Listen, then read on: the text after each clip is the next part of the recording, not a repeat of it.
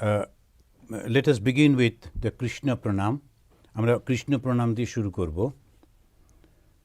কৃষ্ণায় বাসুদেবায় হরয়ে পরমাত্মনে প্রণতক্লেশনাশায় গোবিন্দায় নমো নমঃ। নিউ জার্সির যে বেদান্ত সোসাইটির ভক্তরা তারা প্রতি মাসের প্রথম যে বা দ্বিতীয় মঙ্গলবার আমরা এই ভাগবত পাঠ চলছে। তো প্রায় আমরা ভাগবতের অনেকটা অংশ পড়ে ফেলেছি। তা আমরা গতবারে যেটা পড়েছিলাম ওটা হচ্ছে যে অর্জুন ফিরে আসছেন উনি কৃষ্ণের সঙ্গে দেখা করে। আর স্বাভাবিকভাবে যুধিষ্ঠির উদ্বিগ্ন হয়ে রয়েছেন যে কৃষ্ণ কেমন আছেন। কৃষ্ণই হচ্ছে ওদের প্রাণ, কৃষ্ণই হচ্ছে ওদের সব, কৃষ্ণ ছাড়া তো কিছু নেই। তখন ওরা ভাবছেন যে কৃষ্ণ কেমন আছেন। একটু আগেই অর্জুন ঢোকার আগে উনি ভীমকে বলছিলেন যে দেখো আমার না কিছু ভালো লাগছে না, তুমি লক্ষ্য করে দেখেছো পাখিরা আর এত ভালো করে ডাকে না, ওই গরুগুলো কেমন যেন চুপ করে দাঁড়িয়ে থাকে, তারা তো আনন্দ করে ঘাস খায় না। তারপরেতে গাভীগুলো তারা দুধ খাচ্ছে, মানে বাচ্চাগুলো তারা গাভীর দুধ খাচ্ছে না। এরকম অশুভ চতুর্দিকে এই জিনিসগুলো ঘটছে। আমার ভালো লাগছে না, কিছু একটা অসুবিধে হচ্ছে, কোনো একটা খারাপ কিছু হচ্ছে। এরকম করতে করতে অর্জুন ঢুকলেন। তা অর্জুনের যে সেই স্বাভাবিক একটা শক্তি নিয়ে উনি ঢুকতেন ওনার চলাফেরার মধ্যে, সেইটা একেবারে নেই। তো খুব নিষ্প্রভ হয়ে গেছেন। সেইটা দেখে উনি খুব ভয় পেয়ে গেছেন যুধিষ্ঠির। তো মুখের দেখে অমঙ্গলের কালো ছায়া লক্ষ্য করে তখন যুধিষ্ঠির প্রশ্ন করছেন। আমরা ওই সংস্কৃতটা পড়ছি না, এমনিতেই বলছি যে প্রথম প্রশ্ন করছেন, দ্বারকাবাসী আমাদের আত্মীয়রা ভালো আছেন তো? তো এরাও তো সব ওদের সঙ্গেই তো, কারণ ওদের মা ওখানকারই মেয়ে, তো স্বাভাবিকভাবেই ওদের আত্মীয়, তো ওরা সব ভালো আছেন তো? মানে কুন্তির বাবা যিনি আমাদের মাতামহ সুর ও মাতুল বসুদেব, এদের মঙ্গল তো, এরা সকলে ভালো আছেন তো? দ্বিতীয়ত জিজ্ঞেস করছেন, মাতুলানি দেবকী ও অন্যান্যরা সবাই কেমন আছেন, সবাই ভালো আছেন তো? কংস পিতা উগ্রসেন, এই কংসকে এরা কৃষ্ণ হত্যা করেছিলেন, কিন্তু কংসের পিতাকে উনি রক্ষা করেছিলেন। তো উনি সেটা বলছেন যে কংসের পিতা যিনি উগ্রসেন, তারপর দেবক, অক্রূর, বলরাম, এরা সবাই ভালো আছেন তো? সুসেন বা জাম্ববতীর পুত্র শাম্ব ও অন্যান্য সন্তানেরা সব কেমন আছে? যেমন ঋষভ, শ্রুতদেব, উদ্ধব, সনন্দ, এরকম কৃষ্ণের অনুচর যারা, তারাই বা কেমন আছেন? কিন্তু কৃষ্ণ সম্পর্কে জিজ্ঞেস করছেন না। এর সবার সম্পর্কে জিজ্ঞেস করছেন, কৃষ্ণ সম্পর্কে জিজ্ঞেস করছেন না। কেন? কেননা কৃষ্ণ তো ভগবান, কৃষ্ণ তো ভালো থাকবেনই। তো সুতরাং সেইটার জন্যে জিজ্ঞেস করছেন না অন্য সমস্ত। এইটা জিজ্ঞেস করবার পর যখন অর্জুন কোনো উত্তর দিচ্ছেন না, মানে এদের যা হয়েছে, এবারে তিনি অর্জুন সম্পর্কে চিন্তিত হয়ে পড়লেন। তোমাকে কেউ কি অপমান করেছে? তোমাকে কেউ অপমান করেনি তো? তোমার মুখটা এরকম কালো হয়ে রয়েছে, এত রেগে রয়েছো কেন? তুমি কি কোনো কথা দিয়ে তা রাখতে পারোনি? তার জন্য অপমান বোধে তোমার মুখে এরকম ছায়া পড়েছে? অর্জুন, তুমি তোমার মর্যাদা লঙ্ঘন করে কোনো নিন্দিত কর্ম করনি তো? এইরকমভাবে উনি ওকে প্রশ্ন করে যাচ্ছেন। তখন এবারে ভগবান সম্পর্কে জিজ্ঞেস করছেন। তো 1:14-34, এটা হচ্ছে ওই 34 হচ্ছে স্তোত্রটা 14 অধ্যায়ের। তখন উনি বলছেন 1 নম্বর স্কন্ধ 14 অধ্যায় 34 নম্বরে তিনি বলছেন, ভগবান অপি গোবিন্দ ব্রহ্মণ্য ভক্তবৎসলঃ কচিৎপুরে সুধর্মায়াম সুখমস্তে সুহৃদ্বৃতঃ। তো এখন বলছেন ভগবান শ্রীকৃষ্ণ যিনি সকলের অন্তর্যামী, গোবিন্দ যিনি সকলের অন্তর্যামী, আর যিনি ব্রাহ্মণ অর্থাৎ জ্ঞানীদের এবং ভক্তদের রক্ষাকারী, ধর্মনগরী দ্বারকাতে আত্মীয় বন্ধুদের মধ্যে তিনি সুখে আছেন তো?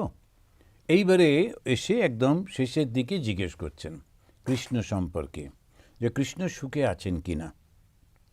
তা কৃষ্ণ এই সুখে আছেন কিনা এটা বলতে গিয়ে কতগুলো খুব সুন্দর কথা বললেন। তিনি কি কাদের বন্ধু? যে যারা জ্ঞানী এবং যারা ভক্ত। ব্রাহ্মণ বললেন। ব্রাহ্মণ বলতে যারা, এখন ওরা তো সবই হচ্ছে ক্ষত্রিয়, তা ওদের মধ্যে সবাই তো হচ্ছে যোদ্ধা, ক্ষত্রিয় এবং যদুকুল বংশ। ওরা কি করে ব্রাহ্মণ হবে? তার মানে ব্রাহ্মণ মানে তারা যারা জ্ঞান লাভ করেছে। আমাদের পরবর্তীকালে এটা একটা বংশর মতো হয়ে গেল, আগে ছিল কর্ম অনুযায়ী ব্রাহ্মণ। তো সেই জন্যই বলছেন ব্রাহ্মণ তারা যারা জ্ঞান চর্চা করেন, জ্ঞানের ভাব নিয়ে থাকেন, তো তাদের মধ্যে ভগবান তাদেরকে রক্ষা করেন। আর যারা ভক্ত তাদেরকে রক্ষা করেন। কেন করেন? কেননা মনুষ্য সমাজে এই যারা ভক্ত, ভগবান বিশ্বাসী এবং যারা জ্ঞানী, অর্থাৎ যারা সমস্ত কিছু বিচার করে গ্রহণ করেন, যে এদের একটা রক্ষা করা খুব প্রয়োজন। এই ইন্টেলেকচুয়ালস গ্রুপটাকে যদি রক্ষা না করা হয়, আর যারা খুব মরালিটি রক্ষা করেন, তাদেরকে যদি সমাজ বা রাজা রক্ষা না করেন, ভগবান রক্ষা না করেন, তাহলে মানুষের সমাজটা পশুর সমাজে পরিণত হয়। সেই কারণেতেই উনি বলছেন যে ভগবান যিনি অবতীর্ণ হয়েছেন, তিনি এসে এই যে রক্ষা করছেন, কাদেরকে রক্ষা করছেন? ব্রহ্মণ্য ভক্তবৎসলঃ। এই দুটো শব্দ দিয়ে তিনি খুব সুন্দর করে বুঝিয়ে দিচ্ছেন যে মানুষদের মধ্যে কাদেরকে রক্ষা করতে হবে? যারা ভালো মানুষ তাদেরকে রক্ষা করতে হবে। আমরা পরবর্তীকালে দেখব সত্যি সত্যি কৃষ্ণ তার নিজের বংশের লোকেদেরও কিন্তু রক্ষা করলেন না। কেন? ওরা অহংকারী হয়ে গেল। সেই কারণেতে উনি ইচ্ছা করলেই রক্ষা করতে পারতেন, কিন্তু সেটা করলেন না। তো তিনি বলতে গিয়ে বলছেন যে ব্রাহ্মণ্য ভক্তবৎসলা কচিৎপুরে সুমর্যায়াম। তো এখন কচিৎপুরে মানে হচ্ছে যেটা পবিত্র। পবিত্র কি না? দ্বারকা। কেন দ্বারকা পবিত্র? ভগবান আছেন বলে। তো ভগবান দ্বারকাতে রয়েছেন, সেই জন্যই বলল কচিৎপুর। তো কচিৎপুরের মধ্যে সুধা মার আয়াম। সুধা মার আয়াম মানে হচ্ছে যেখানেতে ভগবান স্বয়ং রয়েছেন, সেই পবিত্র জায়গাতে সুখমস্তে, তিনি সুখে নিশ্চয়ই আছেন। কেন না? সুহৃদ তার সঙ্গে রয়েছে, সুহৃদ বৃতা। তো আমরা বোধহয় একবার আলোচনা করেছিলাম এই সুহৃদ, তারপরে বন্ধু, এরকম সমস্ত যে শব্দগুলো এক একটা অর্থ আছে। তো যে কেউ সুহৃদ হতে পারে। যখন বন্ধু হতে গেলে মোটামুটি একই বয়সী, একই ভাবের লোক হলে তখনই বন্ধু হয়, এবং তার সঙ্গে একটু আত্মীয় হলে ভালো। তা এরকম হলে বন্ধু। কিন্তু সুহৃদ যে কেউ হতে পারে, যে বয়সের ওদের কোনো ডিফারেন্স থাকে না। তো এদের সবাইকে নিয়ে উনি খুশি আছেন। তো তারপরে শ্লোকটাতেই বলছেন যে 35 নম্বর শ্লোকে, মঙ্গলায় চ লোকানাম क्षेमाय च भवाय च आस्ते यदुकुलाम भावो अद्य अनंत सख पुमान यदुकुल। তারপরেই বলছেন যদুকুলাম অম্ভবৌ। অম্ভবৌ মানে হচ্ছে সমুদ্র। তো যদুকুলের যে সমুদ্র, এই সমুদ্রের মধ্যে যেন বিশাল বংশ। তো সেই বিশাল বংশ বলতে গিয়ে সমুদ্রের কথা বললেন। তো সেখানে তিনি বিরাজমান রয়েছেন। তিনি কে না? প্রধান পুরুষ। তিনি শ্রেষ্ঠ ব্যক্তি হিসেবে এই যদুকুলের মধ্যে রয়েছেন। এবং কার সঙ্গে? অনন্ত সখা। অনন্ত সখা মানে হচ্ছে বলরাম। তা কৃষ্ণের দাদা বলরাম, তা তিনি অনন্ত যে আমাদের শক্তি, তার তিনি সেটাই প্রকাশিত হয়েছিল তার মধ্যে দিয়ে। আর তারপরে উনি বলতে গিয়ে বলছেন মঙ্গলায় চ লোকানাম। কেন এই ভগবান যদুকুলের মধ্যে প্রথম পুরুষ হয়ে আবির্ভূত হলেন, কেননা তিনি জগতের কল্যাণের জন্যে আবির্ভূত হলেন। কিভাবে কল্যাণ করবেন? সেমায় চ ভবায় চ, তিনি পালন করবেন এবং সৃষ্টি করবেন। তো সৃষ্টি করছেন কাদেরকে? এই সমস্ত জগতের সব কিছু সৃষ্টি করছেন, এবং তিনি ধর্মকেও সৃষ্টি করছেন, ভালো মানুষ সৃষ্টি করছেন, আর তিনি রক্ষাও করছেন। দেন রক্ষা এবং সৃষ্টি এই দুটোই কিন্তু ভগবানের হাতে। তা যদি না হয় তাহলে এই জগৎ চলে না। সৃষ্টিটা করলো কিন্তু রক্ষা করলো না, তাহলে হবে না। এবং সৃষ্টির পরে তাকে রক্ষা করতে হবে। সেই কারণেতে বেশিরভাগ সময় দেখা যায় যে উনি বলছেন যে তুমি যেটা চাইছো সেটা এনে দেবো, এবং সেটা তারপরে আমি তোমাকে রক্ষাও করব, সেইটা আমি তোমাকে রক্ষাও করব, ওটা তোমার হাত থেকে চলে যাবে না। তো যোগা সেম বহাম্যহম, খুব সুন্দর সুন্দর সব শব্দগুলো সংস্কৃতে ওরা ব্যবহার করছে। যোগা, তুমি কি চাও বলো, সেইটা আমি তোমাকে এনে দেবো। আর শুধু তাই না, সেটা তোমার হাতে থাকবে, কেউ তোমার থেকে নিয়ে নিতে পারবে না। সেমা যোগা সেমা বহাম্যহম, আমি বহন করব, আমি সব কিছু দেখাশোনা করব। তা সেটা উনি বলছেন। তা এইটা এই কৃষ্ণ সম্পর্কে এইটা বলবার পর অর্জুন তখন বলছেন, মুখ খুলছেন। অর্জুন যখন বলছেন, বলতে গিয়ে চোখে জল, অর্জুনের মতো একটা পুরুষ, ওই রকম ভয়ঙ্কর শক্তি, ওই রকম ব্যক্তিত্ব, তার চোখে জল এসছে। তিনি এসে বলছেন, এবারে তো আমরা নতুন অধ্যায় শুরু করছি, 15 নম্বর অধ্যায়। 14 শেষ হয়ে গেল। 14 শেষটা হচ্ছে ভগবান সম্পর্কে যুধিষ্ঠিরের পরিপূর্ণ ধারণা রয়েছে। ভগবান কৃষ্ণ যে সাধারণ মানুষ নন, এই ব্যাপারে যুধিষ্ঠির পরিপূর্ণতা, সেইটি ভাগবতকার দেখিয়ে দিলেন। যে না, যুধিষ্ঠির সে যে কৃষ্ণকে ভগবান হিসেবে বুঝতে পারেনি তা কিন্তু না, কৃষ্ণকে ভগবান হিসেবে সে বুঝেছে। এবং সেই জন্যেই কৃষ্ণ সম্পর্কে যে প্রশ্ন যখন করতে যাচ্ছে, কৃষ্ণের এই মনুষ্য রূপে সেখানে সমাপ্তি হতেই পারে, সেটাও জানা আছে, সেটা ভয়ও রয়েছে।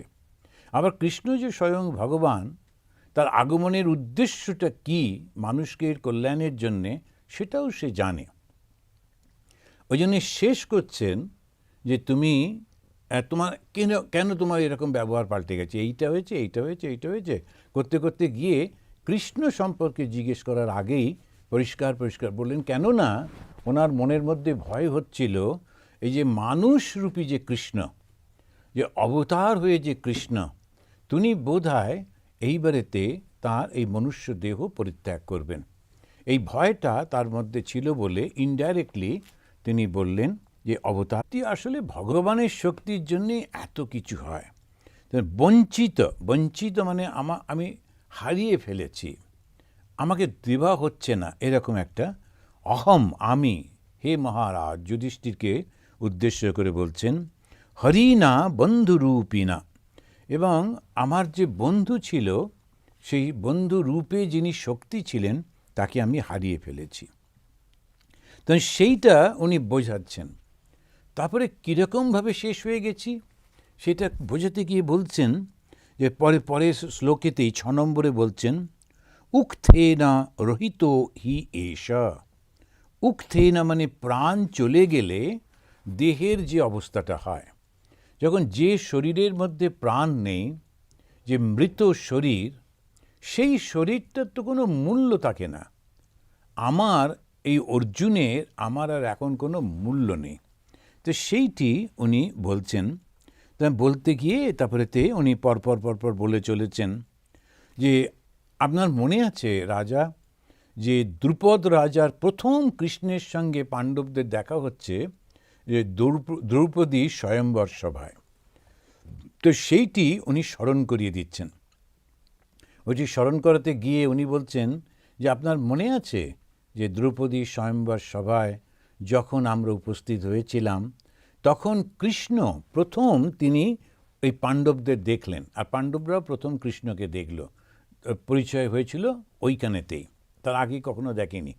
তুমি বলছি আমি দ্রৌপদীর এই গৃহেতে স্বয়ম্বর সভায় দ্রৌপদীকে যে আমি লাভ করলাম ওই রকম কঠিন পরীক্ষার মধ্যে দিয়ে, তারপরে আপনারা হয়তো সবাই জানেন, বা যারা জানেন না তাদের জন্যে, যে তখনকার দিনে বলা হতো পণ প্রথা। তা মেয়েরা ছিল অত্যন্ত দামি, সেই জন্যে বাবারা মেয়ে হলে অত্যন্ত গর্ববোধ করতেন। তা দ্রৌপদীর বাবা তিনি পণ রেখেছিলেন, আমার মেয়েকে সেই পাবে যে খুব বড় ধনুর্ধর।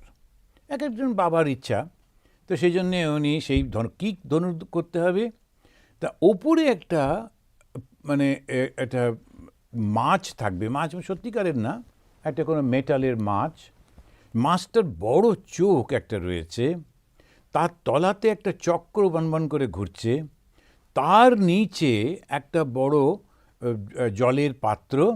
এবারে তুমি জলের পাত্রের মধ্যে তাকিয়ে সেইখানে যে মাছের চোখ সেটা দেখে ওপরের দিকে তীর ছুঁড়ে ওই চক্রের মধ্যে দিয়ে মাছের চোখেতে ওই তীরটা বেঁধাতে হবে, তখন বুঝবো তুমি খুব বড় তীরন্দাজ। এখন কেউই পারছে না, কারণ সম্ভবই না। প্রথমত হচ্ছে ওই জলের উপরে ঠিক মতো বুঝতে পারা যাচ্ছে না।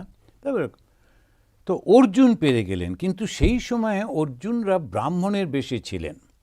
এখন এইগুলো হচ্ছে ক্ষত্রিয়দের ব্যাপার, তো ব্রাহ্মণ কেন এর মধ্যে ঢুকবে? তো ক্ষত্রিয় বলে, আরে এই ব্রাহ্মণ যদি এসে আমাদের এরকম করে নেয় তাহলে তো মুশকিল।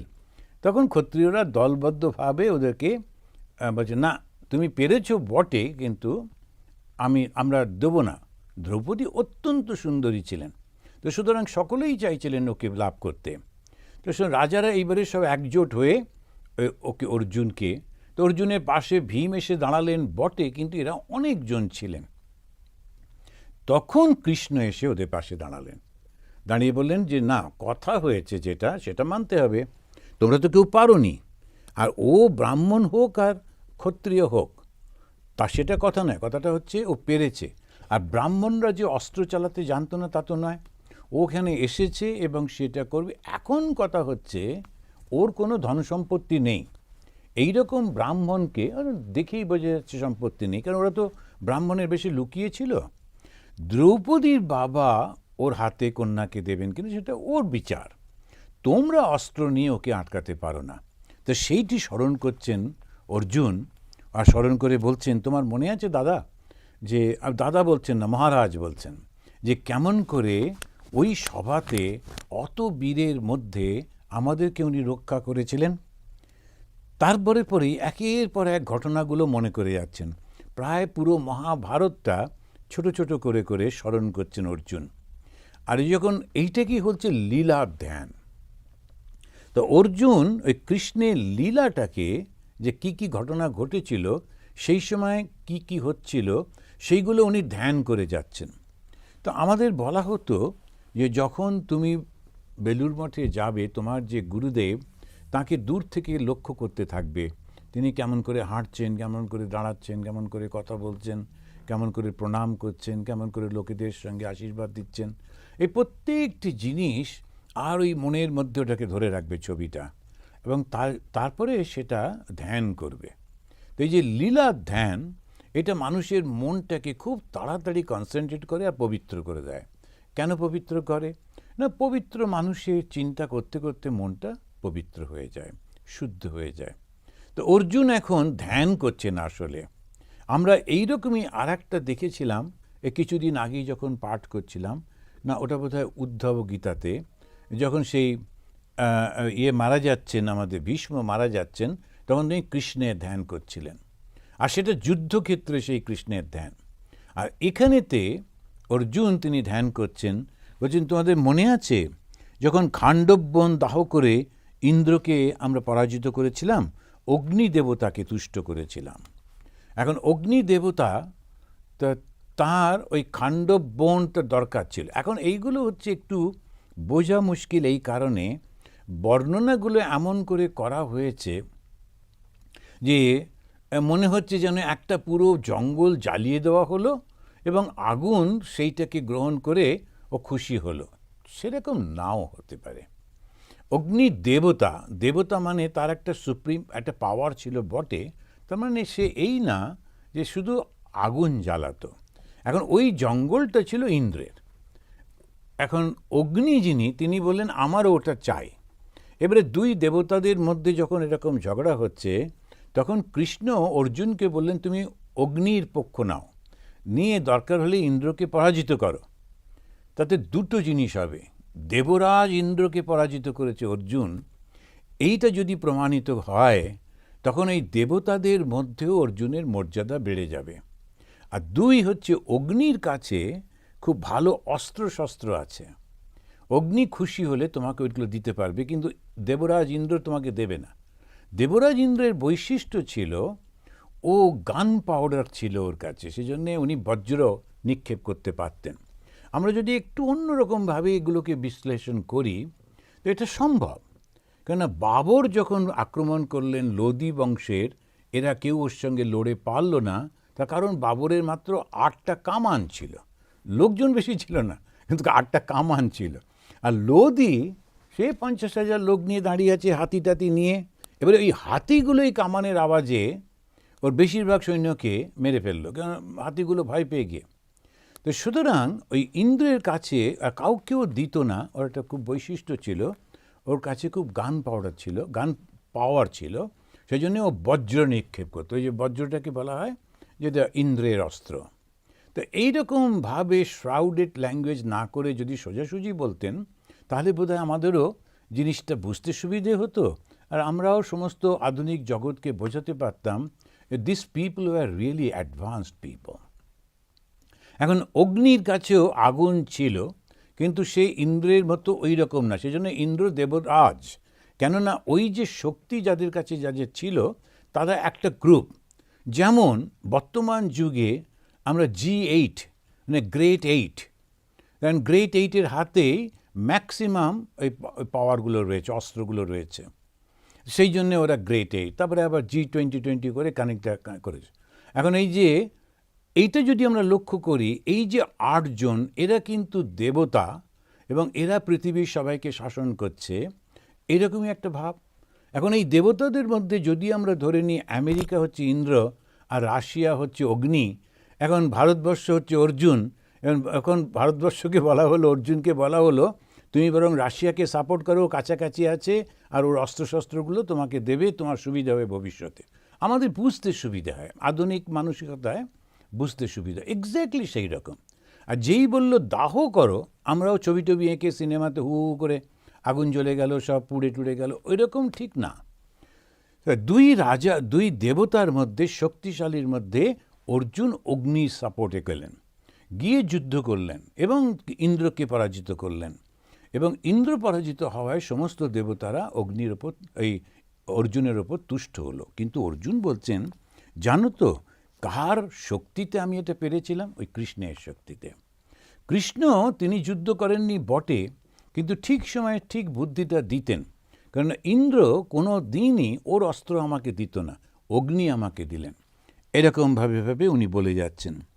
তারপরে বলছেন যে জরাসন্ধ সে কত রাজাকে বন্দি করে রেখেছিল, কত 98, এই প্রায় এরকম 94, 95 না 98 এরকম রাজা বন্দি হয়েছিল। আর ওর ইচ্ছে ছিল একটা যজ্ঞ করব, সেই যজ্ঞে 100 জনকে বলিদান করব, 100 রাজার বলিতে 100 রাজার শক্তি আমার আসবে। তো জরাসন্ধ সে ছিল এই পাটনা ওই অঞ্চলের রাজা, তো ওনার এরকম ইচ্ছা ছিল। তখন এই জরাসন্ধই একমাত্র যে বারবার তার প্রচণ্ড শক্তি এবং যুদ্ধ ক্ষমতা, সেই জন্যে তাকে একটা এসে চ্যালেঞ্জ করে ভীমের সাহায্যে কৃষ্ণ জরাসন্ধকে মারলেন। তো উনি বলছেন যে তোমার মনে আছে ভীমের কি সাধ্য ছিল ওই রকম প্রচণ্ড শক্তিশালী জরাসন্ধকে হত্যা করতে পারে? কিন্তু যার শক্তিতে সেই জরাসন্ধকে ভীম পরাস্ত করতে পেরেছিল, সে এখন চলে গেছে।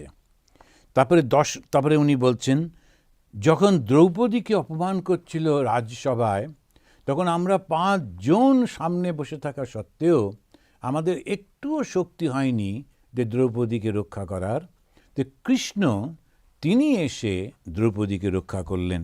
তো সেই অপমানের হাত থেকে যিনি বাঁচিয়েছিলেন তিনি আর আমাদের সঙ্গে নেই। এরপরে বলছেন, দ্বৈত বনে দুর্বাসার সাপ থেকে যিনি আমাদেরকে মুক্ত করেছিলেন।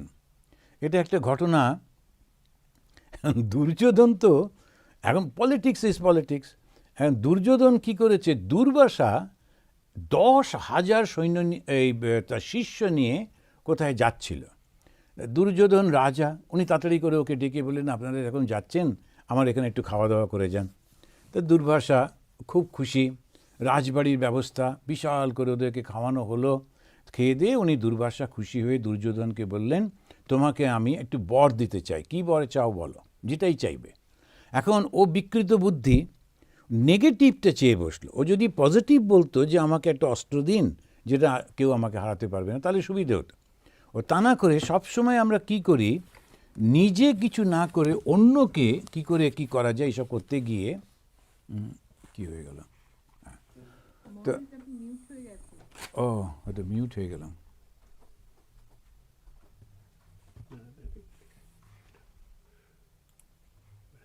ও ঠিক আছে। তো এখন সে তখন ওই দুর্যোধন ওকে বললেন, দুর্বাসাকে, যে আমার না এক ভাই আছে, আমরা ওই পঞ্চপাণ্ডব, তারা ওই দ্বৈত বনে ওরা রয়েছে, তা আপনি তো ওই রাস্তা দিয়েই যাবেন, তা আপনি আমার ভাইয়ের কাছে দুপুরে খাওয়া দাওয়াটা করে নেবেন। এত বদমাইশ, ওকে দিয়ে ইচ্ছা করে এই সমস্ত করেছে। আর ওরা গিয়ে খেতে চাইবে, আর দুর্যোধন জানে যে ওরা তো ওখানে লুকিয়ে রয়েছে না, ওদের কাছে অত কোথায় খাবার, সে খাবার তো নেই। তো তারপরে বলছেন, আমাদের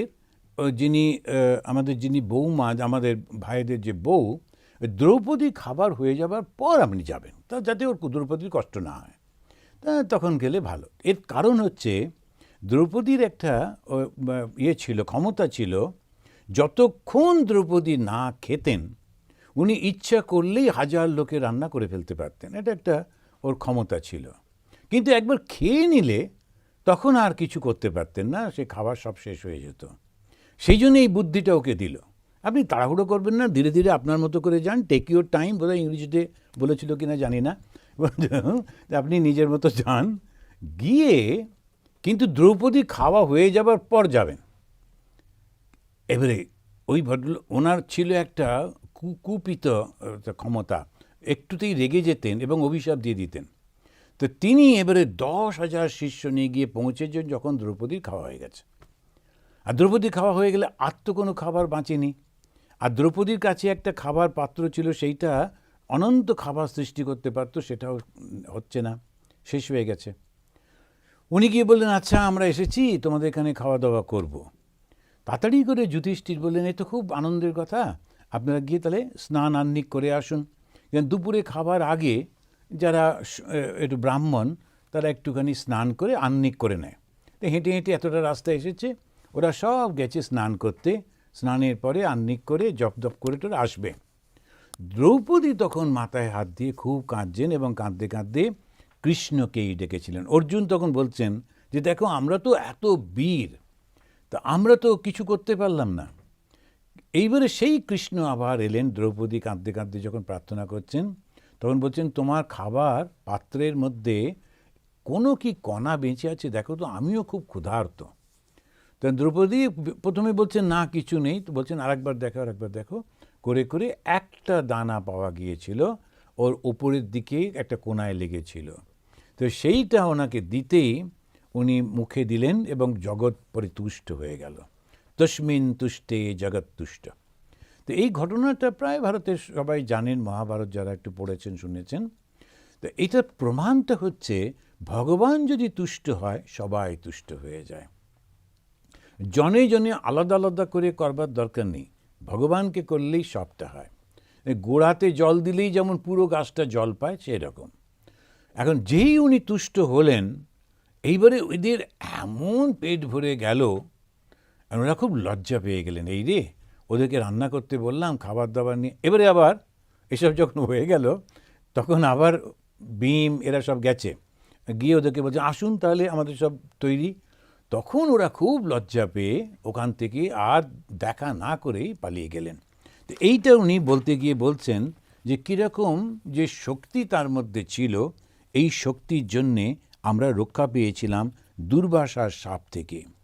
দেবরাজ ইন্দ্রের সঙ্গে আমি একই আসনে বসতে পেরেছিলাম জানো, এনার জন্যে। এই কৃষ্ণকে নিয়ে স্বর্গে গিয়েছিলেন এবং স্বর্গে যাবার পর দেবরাজ ইন্দ্রের আসনে তাকে বসানো হয়েছিল, একসঙ্গে ওরা দুজনে বসেছিলেন। এক্ষেত্রে যদি আমরা মনে করতে পারি, যেমন অনেকেই বলেন যে আমাদের হিমালয়ের একটা দিক আছে, সেটা হচ্ছে কাশ্মীর।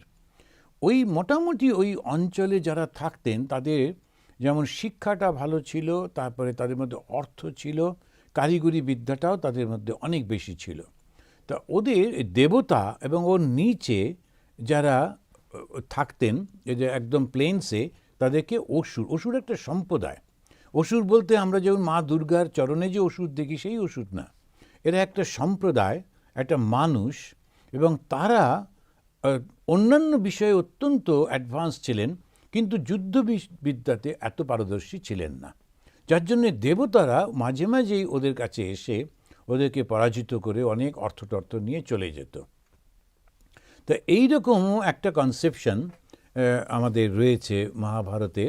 তা তিনি বললেন যে আমি এনার সঙ্গে গিয়ে ইন্দ্রের সঙ্গে একই আসনে বসেছি। ওই যে দেবতারা, ওদের একটা ফেডারেশন ছিল, সেই ফেডারেশনের রাজা হচ্ছেন ইন্দ্র। প্রত্যেকেই নিজের নিজের এক একটা ক্ষমতা আছে, কিন্তু তার মধ্যে ইন্দ্রকেই ওরা তাদের মুখ্য মনে করত, এবং সেই দেবরাজ। এবারে তুমি মনে করো, উনি স্মরণ করিয়ে দিচ্ছেন যে বিরাট রাজার গোধনটাকে আমরা যে রক্ষা করতে পেরেছিলাম, তো বিরাট রাজার গোধনটা, এইটা আমাদের কুরু বংশের একটা লজ্জাই বলা যায়, কিন্তু ওরকমই করতো ওরা। স্বামীজি বলছেন যে চুরি চাট্টামি না করলে ঠিক এত বড় লোক হওয়া যায় না। এক একটা জায়গাতে, আমাদের এই ইউরোপ সম্পর্কে বলছেন যে এরা করতো এরকম। তো ওদের রাজাদের মধ্যে তখনকার দিনে ঠিক রাজ্যটা নেবার মতো এরকম করতো না। ওদের মোস্টলি ধন সম্পদ বলতে ওই গরু, সেটা নিয়ে যেত, সোনা টোনা কিছু নিয়ে যেত, নারী হরণ করতো, এরকম সব হতো। তো ওইটা ওরা এসেছিল। তো বিরাট রাজার কাছে তখন এরা গোপনে ছিলেন।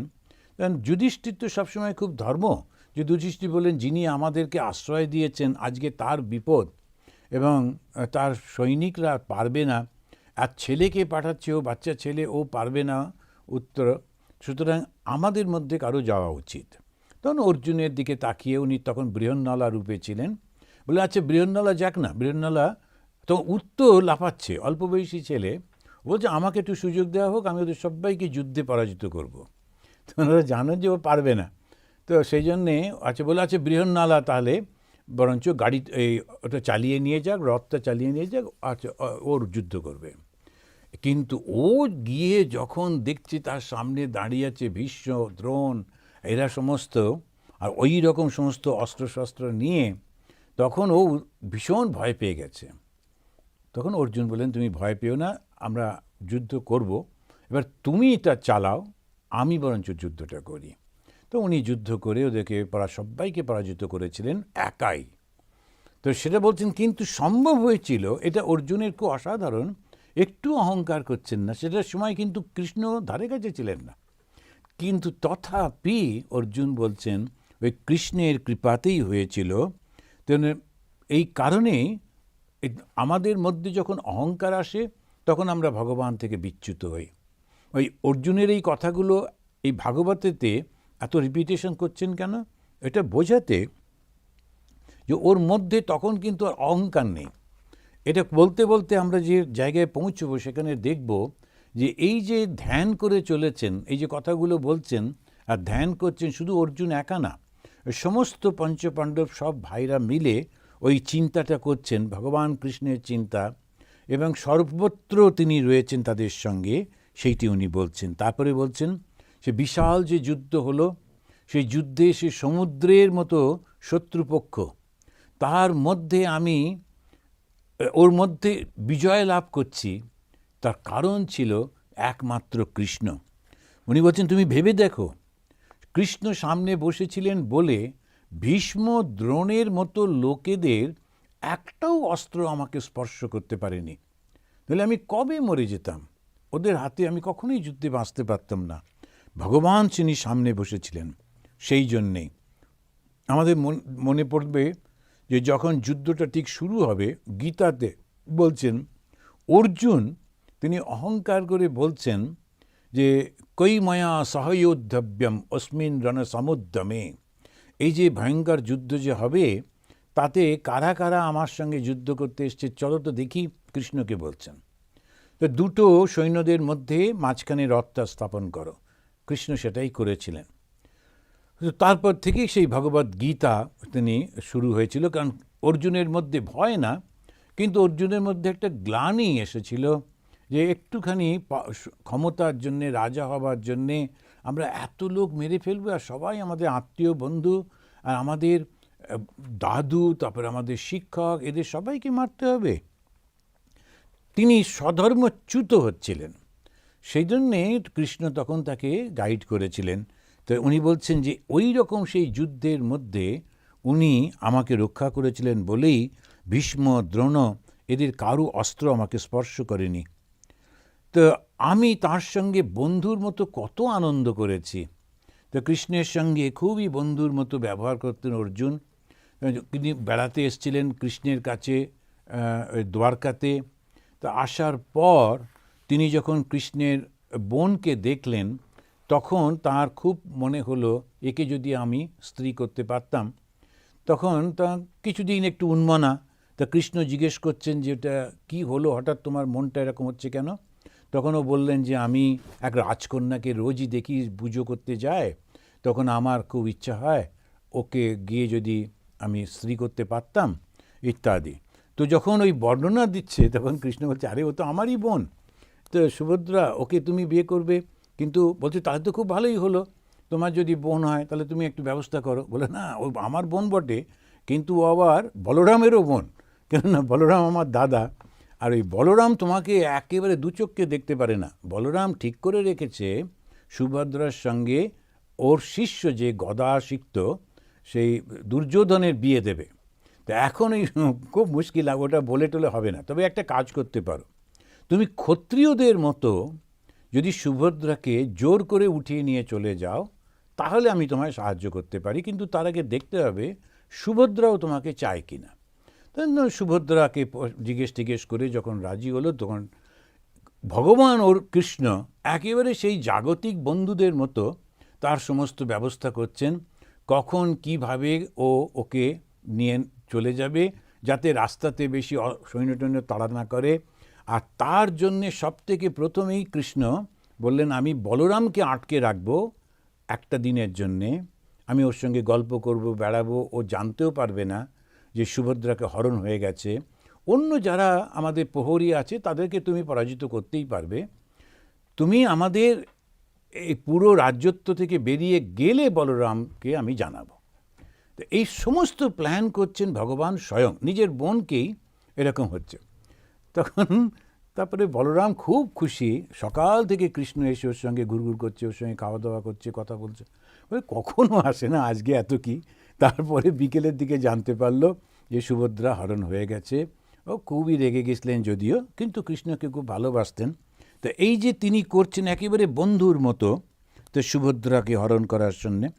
হায় হায়, আজ আমি দস্যুদের হাত থেকে কোনো মহিলাকে রক্ষা করতে পারলাম না।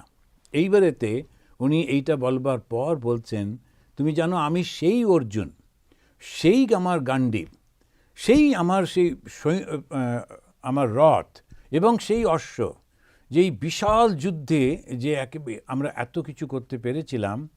এইবারে যখন কৃষ্ণ শরীর ত্যাগ করলেন তখন তার যে বংশের যে মহিলারা ছিল তাদেরকে নিয়ে হস্তিনাপুরে চলে আসার কথা ছিল, দিল্লিতে চলে আসা। কিন্তু মাঝপথে কিন্তু আভির দস্যু, ওরা ওই যারা এমনি এই গরু টরু চড়াতো বা মেষ চড়াতো, তারা এসে আমাদের মহিলাদের লুট করে করে নিয়ে যাচ্ছে। আমি গান্ডীব দিয়ে তাদেরকে আমি কিছু করতে পারলাম না, তাকে রক্ষা করতে পারলাম না। হায় হায়, যাদব বংশের মধ্যে মাত্র 5 জন এখন জীবিত রয়েছেন।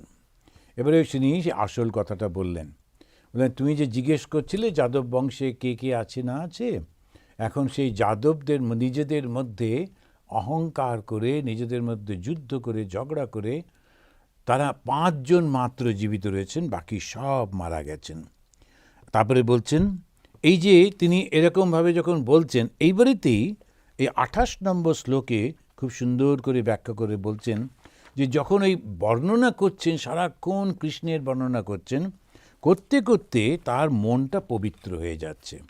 আমরা যখন ভগবানের নাম করি আর তার গুণগান করি, এই ভগবান শ্রীরামকৃষ্ণদেব কী বললেন, তার নাম আর গুণকীর্তন করতে হয়। যে ভগবানের শুধু নাম করলে হয় না, তার গুণটা ভেতরে ভেতরে কীর্তন করতে হয়। যে যখন গুণকীর্তন করছি তখন মনটা পবিত্র হয়ে যায়, শুদ্ধ হয়ে যায়। তাই এটাতেই উনি বলতে গিয়ে উনি তখন বলছেন যে আমরা যে 28 নম্বর শ্লোকে বলছেন, এবং চিন্তয়তো জিষ্ণু কৃষ্ণ পাদস রৌরুমহম। তখন কৃষ্ণের পা বা কৃষ্ণের চরণ, ভগবানের চরণ স্মরণ করতে করতে, জিষ্ণু তিনি তো ভগবান, তার কথা চিন্তা করতে করতে তার সমস্ত মনটা পবিত্র হয়ে গেল। এটা কে বললেন? সূত। সূত বলছেন যে যখন অর্জুন এরকমভাবে বলছেন, বলতে বলতে ওর মনটা যেহেতু কৃষ্ণের ধ্যান করছে, কৃষ্ণের বর্ণনা করছে, ওই করতে করতে ওর মনটা একেবারে শুদ্ধ পবিত্র হয়ে গেল। শুধু তাই না, আবার 30 নম্বর শ্লোকে সেখানে বলছেন, গীতম ভগবত জ্ঞানম যত্তৎ সংগ্রাম মূর্ধনি। সংগ্রামের মাঝখানে সেই ভয়ঙ্কর সেই যে যুদ্ধ হয়েছিল, মহাভারতের যুদ্ধ, সেই যুদ্ধে মধ্যে যে তিনি গীতা বা তিনি যে জ্ঞান দিয়েছিলেন, সেই জ্ঞানের পুনরায় আবার তার মধ্যে উন্মেষ হলো। এখন আমরা একবার ভগবানের কাছ থেকে শুনি, গুরুর মুখ থেকে শুনি, তারপরে তো মনে থাকে না। কিন্তু যখন আমাদের মনটা শুদ্ধ হয় তখন এই গুরুর উপদেশগুলো আবার ভেতরে জেগে ওঠে। ওই জন্যে আমরা যে শাস্ত্র পড়তে হয়, এই যে আমরা ভাগবত পাঠ করছি, এই যে কথাগুলো শুনছি, এই গল্প কাহিনী প্রায় সবারই আমাদের জানা, তথাপি আমরা ওটা যখন মনে করছি, আমাদের মনের মধ্যে আবার ওই চিত্রটা ফুটে উঠছে, যেন অর্জুন তিনি দাঁড়িয়ে দাঁড়িয়ে তার 5 ভাই তারা বসে আছেন, অন্যরা সব বসে আছে, তিনি তখন বলছেন, আর আস্তে আস্তে কীরকম চেঞ্জ হয়ে যাচ্ছে। আর অর্জুন বলছেন, বলতে বলতে ধ্যান করছেন, লীলা ধ্যান করতে করতে তার মনটা শুদ্ধ হয়ে যাচ্ছে, আর শুদ্ধ হওয়ার সঙ্গে সঙ্গে জ্ঞানের উন্মেষ হচ্ছে। কিসের জ্ঞান? গীতার জ্ঞান। আর গীতার জ্ঞানটা কি? ভগবান শ্রীরামকৃষ্ণ বলছেন এই আধুনিক যুগে, তিনি বলছেন গীতা হচ্ছে ত্যাগী। গীতা ধ্যান করলে, গীতা পাঠ করলে সেটা যেটা হয় সেটা হচ্ছে ত্যাগ আসে। অর্জুনের তাই হলো, ওর মধ্যে ওই ত্যাগ উপস্থিত হলো। তো অর্জুন তখন যুদ্ধের প্রাককালে সেই পারমার্থিক তত্ত্ব সেইটি তার মধ্যে এলো, আর সমস্ত কিছু তার থেকে ধীরে ধীরে চলে যেতে লাগলো। তখন অর্জুন এবারে এরকম সব বলতে বলতে সেখানে কুন্তিও বসেছিলেন। যখন এই আলোচনা হচ্ছে তখন দেবী কুন্তি, ওদের মা, তিনিও বসেছিলেন। তখন সেটা কি বলছেন যে পৃথা অপি, অপি মানে তিনিও, পৃথা মানে কুন্তি, তিনিও, তার মধ্যেও এই ভাবটা এলো, তার হৃদয়টা পবিত্র হয়ে যাচ্ছে পাণ্ডব জননী কুন্তির। এবং সেটি শুনতে শুনতে যাদব বংশ ধ্বংস হয়ে গেছে, শ্রীকৃষ্ণ তিনি শরীর ত্যাগ করেছেন এবং সমস্ত কিছু শেষ হয়ে গেছে। এটা যখন কুন্তি শুনে যাচ্ছেন, শুনতে শুনতে তার দেহ থেকে প্রাণটা বেরিয়ে যাচ্ছে। এই অনেক বসে বসেই তার এটা নাশ হয়ে যাচ্ছে। উপশ্রুত যেন স্মরণ করছেন সংস্মৃতে, যে উপশ্রুত চলে যাচ্ছে কোথা থেকে? সংস্মৃতে, সংসার থেকে। সংসার থেকে তার মনটা এটা বেরিয়ে যাচ্ছে। তখন পাণ্ডব জননী ও কুন্তি দেবীরও সেই রকম হলো। তিনি ভগবৎ চরণে আত্মসমর্পণ করে জগৎ থেকে নিজেকে সরিয়ে নিলেন। এখন এটার এই নয় যে তিনি মারা গেলেন, জগৎ থেকে নিজেকে সরিয়ে নিলেন, তাহলে আর সংসারের কোনো কিছুর মধ্যে উনি থাকবেন না। আমরা জানি যে কুন্তি দেবী ছিলেন, ওরা 30 বছর রাজত্ব করেছিলেন যুদ্ধের পরও। তারপরে কুন্তী ওই মনটা তুলে নিলেন। অর্জুন ওই রকম বীর আর ওই রকম একটা মানুষ, সেও কৃষ্ণের কথা বলতে বলতে, ধ্যান করতে করতে, এখানে যে বললেন, যে সুত বলছেন যে গীতার পরম তত্ত্ব যেটা, সেই ত্যাগ তার মধ্যে উপস্থিত হলো। তখন আত্মবুদ্ধিতে তিনি সম্পূর্ণভাবে সমাহিত হয়ে যাচ্ছেন, কিন্তু তার মানে মারা যাচ্ছেন না। কারণ আমরা জানি যে পরবর্তীকালে তারা চলে যাবেন একসঙ্গে এবং গিয়ে এক এক করে করে তারা মারা যাবেন। তো এই কথাগুলোর মধ্যে দিয়ে ভাগবত যেটা আমাদেরকে বোঝাচ্ছেন যে আমরা জীবনে কত কি করি। অর্জুনের শেষ সময় অতগুলো শ্লোকের মধ্যে পুরো মহাভারতটা ওদের পুরো, কেন তিনি আবার বললেন? তা বললেন এই কারণে যে কত কিছু ঘটে আমাদের জীবনে, আমরা একটা ঘটনাকে ধরে, কোনো একটা ভালোবাসা, কোনো একটা দুঃখকে নিয়েই পড়ে থাকি, আবার পুনর্জন্ম হয়, আবার আমরা ফিরে আসি, কেননা আমরা ওর থেকে বেরোতে পারি না। কিন্তু অর্জুন এই পুরো ঘটনাগুলো বলে যাচ্ছেন, কিন্তু কোনোটাতেই তার আঁট থাকছে না। কেন? তিনি ওই ভগবান কৃষ্ণের কথা বলতে বলতে, তাকে ধ্যান করতে করতে, চিন্তা করতে করতে, সেখানে ভগবানের চিন্তা করলেই মন শুদ্ধ হবে, ভগবানের কথা ধ্যান করলেই শুদ্ধ হবে। আর শুদ্ধতা মানে কি? জগতের থেকে বিচ্ছিন্ন হয়ে যাওয়া। অর্জুন যখন বলে যাচ্ছেন, কুন্তীর মন শুদ্ধ হয়ে গেল, এবং সেটাতে এই 33 নম্বর শ্লোকে বলতে গিয়ে বলছেন সংসৃতে, তিনি তার শেষ শব্দটা হচ্ছে সংসৃতে, তিনি সরে গেলেন, তার থেকে জগৎটা সরে গেল, আর জগতে মন নেই, তিনি বেঁচে তো ছিলেন। এটা কীরকম? তখন এই ঠাকুর যেমন বলেছেন, একটা কাঁটা দিয়ে আর একটা কাঁটা বিঁধেছে, সেটাকে তুলে দুটো কাঁটাই ফেলে দিতে হয়। ঠিক যেন সেই রকম হলো। এই যে এত কর্ম করেছিলেন অর্জুন বা পঞ্চপাণ্ডব, এত ঘটনা ঘটেছিল, যেটা পুরো মহাভারত, তো সেই এত ঘটনার মধ্যে সব কিছু ওরা চিন্তা করছেন। এবারে লক্ষ্য করতে হবে, একটা কাঁটা কোনটা? ওই যে সমস্ত ঘটনাগুলো। ঘটনা কি না, আমরাও যেমন সারা জীবনে এইখানে জন্মালাম, এইখানে বড় হলাম, এটা এই করলাম, কত ঘটনা ঘটে চলেছে।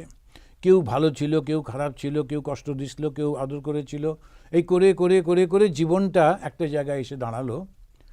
কিন্তু আমরা যেটা আমাদের একটু সুখকর ছিল, ওইটাকে আঁকড়ে থাকি। আমার সেই নাতিটা যখন এসেছিল কি ভালো ছিল, কিংবা আমার যখন এরকম হয়েছিল তখন কি ভালো ছিল, এরকম করে করে আমরা কোনো না কিছুতে আটকে থাকি। অর্জুনের জীবনের মধ্যে দিয়ে ভাগবতকার তিনি আমাদেরকে শেখাচ্ছেন, ওই যে কর্মটি তুমি করেছিলে, সেই কর্মটা ভগবানের জ্ঞানে, ভগবানের শক্তিতে করেছিলে। এইভাবে যদি তুমি চিন্তা করো, তাহলে এই যে বিষয় কর্ম করা একটা কাঁটা, অর্থাৎ বিধে থাকে, তো কর্ম করলে তার ফল তো হবেই, আটকে থাকবো। এখন সেই কর্মটা দিয়ে তুমি আর একটা কাঁটা তুলে ফেলছ, অর্থাৎ আর পুনর্জন্ম হবে না। সমস্ত জীবন ধরে যত কর্ম করেছি, সেটা সম্ভব হয়েছে কেবলমাত্র ভগবানের কৃপাতে, আমার নিজের জন্যে নয়। এটা যত ভাবছি, সব প্রত্যেকটা মুহূর্তে ভগবান রক্ষা করেছেন। এটা যত ভাবছি, তত আমি আমার অহংকারটাকে পরিষ্কার মুছে দিচ্ছি। ওই হচ্ছে ত্যাগ। তো গীতা মানে কি? ত্যাগী। কোনটা ত্যাগ করছি? অহংকার ত্যাগ করছি। আর যেই অহংকারটা ত্যাগ করছি, তখন কি হচ্ছে? অহংকারটা যেই চলে যাচ্ছে, তখন কর্ম আর অহংকার এই দুটোই একসঙ্গে আমরা ফেলে দিলাম, একটা কাঁটা দিয়ে আর একটা। কণ্টকম কণ্টকে নৈব দয়াঞ্চা পীশিতু সমম, 34 নম্বর শ্লোকে এই কাঁটা দিয়ে কাঁটা তোলা, ঠাকুর বারবার এই উদাহরণটা দিয়েছেন, এটা ভাগবতের কথা। তা সেইটি বলছেন।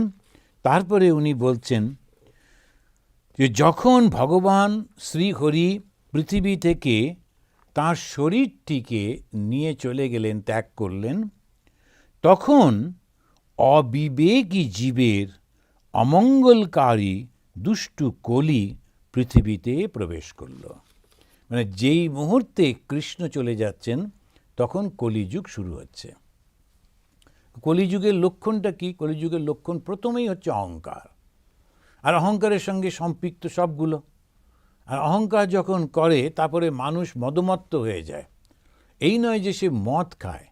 আসলে কলি এরপরে পরে আমরা দেখব পরবর্তীকালে ও বলছে যে যারা নেশা করে তাদের মধ্যে আমাকে একটু থাকতে দাও। কারণ পরে আরেকজন যিনি রাজা হচ্ছেন সে কলিকে ধরেছে, বলছে তোকে মারবো।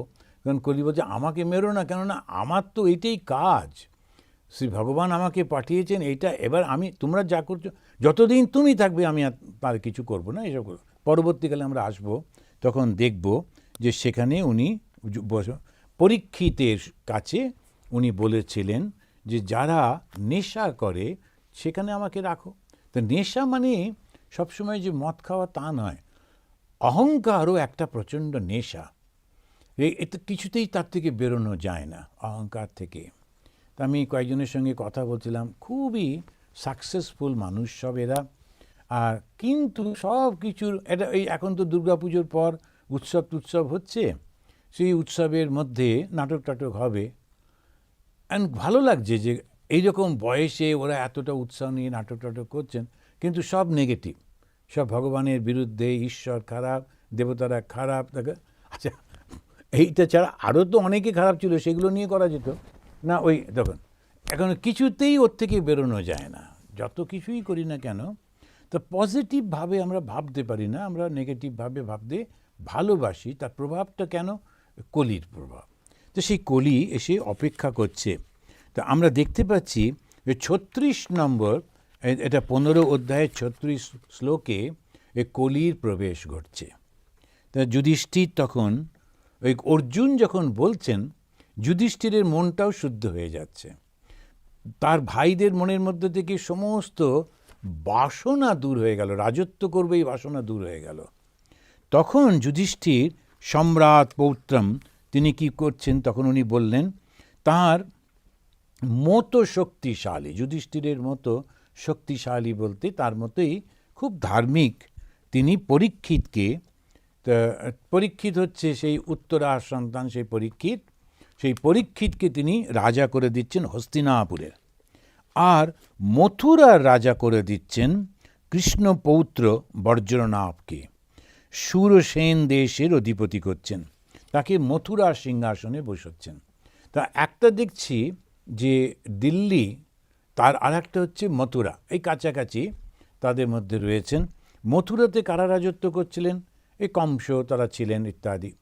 তখন ওদের মধ্যে তার যে পৌত্র তাকে বসানো হচ্ছে ওই সিংহাসনে, আর এখানে তিনি পরীক্ষিতকে বসিয়ে দিলেন।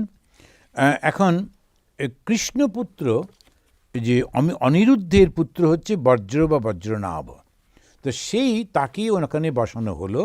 কেননা এরা সমস্ত ট্রেন আপ হয়েছিল খুব সুন্দর করে প্রজা পালন করার জন্য। মিলে ঘুরতে থাকে, তো ওরা এসেছিলেন ইয়ে থেকে, কেরালার একজন। তো ওর বাবা ছিলেন কেরালার মুখ্যমন্ত্রী, এখন ছেলেটি পলিটিক্সে আছে। ওকে দেখে খুব ভালো লাগলো, যেমন হয় আর কি, একটু অল্প বয়সী। তারপরে শুনলাম যে ও এতে ল পাশ করে তা সুপ্রিম কোর্টে ল প্র্যাকটিস করতো, তারপরে বাবা মারা যাবার পর ও পলিটিক্সে এসছে, এরকম। তখন আমি ওকে বলছিলাম যে স্বামী বিবেকানন্দের একটা বই পড়ো, সেটা হচ্ছে lectures from Colombo to Almora, ভারতবর্ষকে কেমন করে জাগানো যায়। ওই বইটিতে উনি খুব সুন্দর করে বলেছেন। এখন এদের মধ্যে উৎসাহ আছে, কিন্তু ঠিক কী করতে হবে বুঝতে পারে না। চারপাশে যে লোকগুলো তারা ভয়ঙ্কর নিজেদের স্বার্থ করতে গিয়ে গোলমাল করে ফেলে।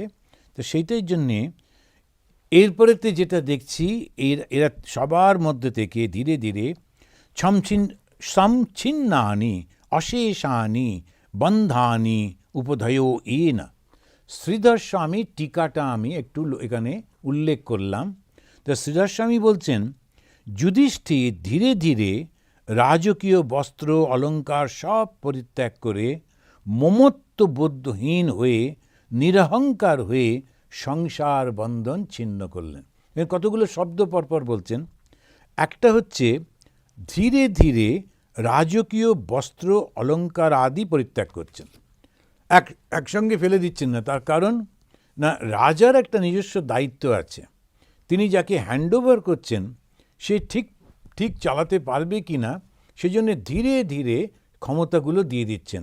যেমন বাবা ব্যবসাটা ছেলেদের হাতে দেয়, কিন্তু ধীরে ধীরে দেয়। প্রথমে কিছুদিন তার আন্ডারে কাজ করালো, তারপরে একটু এমডি করে দিল, তারপরে এরকম করে করে করে দেখলো যে না, ও বেশ পেরে যাচ্ছে, এরপরে দিয়ে পুরো রিটায়ারমেন্ট নেয়।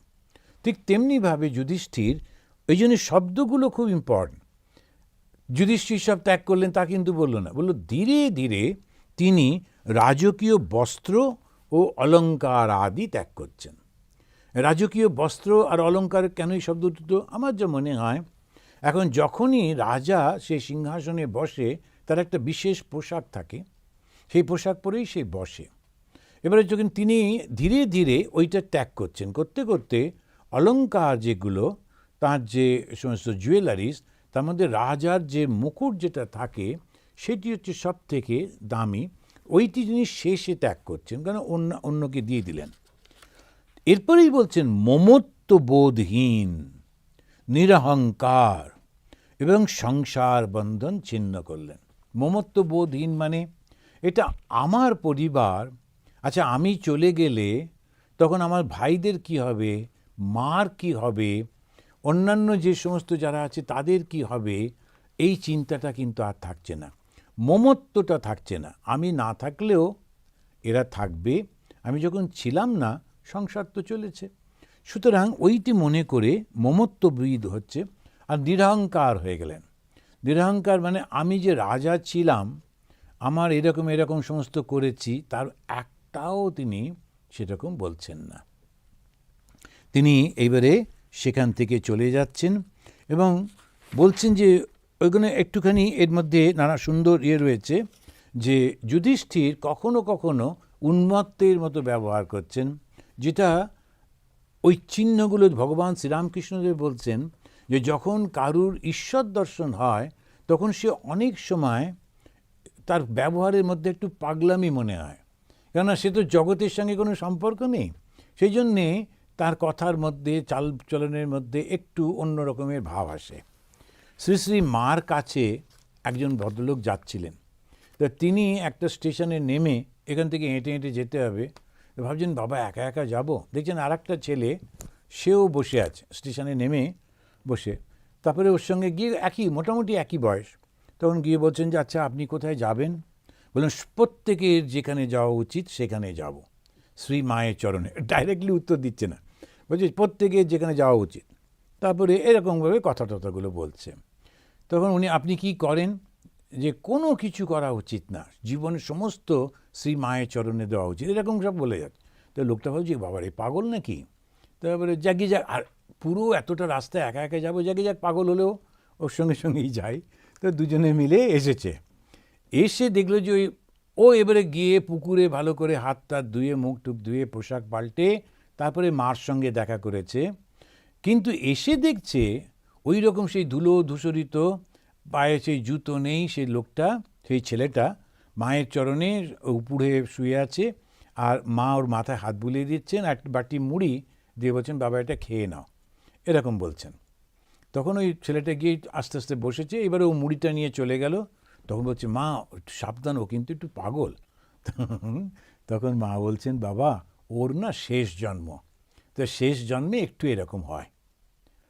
এখন এই যে অ্যাপারেন্টলি পাগল মনে হচ্ছে, কিন্তু হতে পারে, তো এখানে যে বর্ণনা দেখছি মহাভাগবতে, সেখানে দেখছি যে ওই যুধিষ্ঠিরের মধ্যে তিনি যুদ্ধে স্থির যে ব্যক্তি, তার নামটাই হচ্ছে যুধিষ্ঠির। যুদ্ধ মানে যখন সমস্যা, যখন ভয়ঙ্কর কিছু, তার মধ্যে যে চুপচাপ স্থির থাকতে পারে, সেই তো যুধিষ্ঠির। তার মধ্যে ওই ভাবটা এসেছে, কেননা এই বন্ধন কেটে যাচ্ছে, তিনি চলে যাচ্ছেন। এবারে বিদুরের একটু খবরও বললেন, যে বিদুরও তিনি এরকমভাবে দেহত্যাগ করছেন।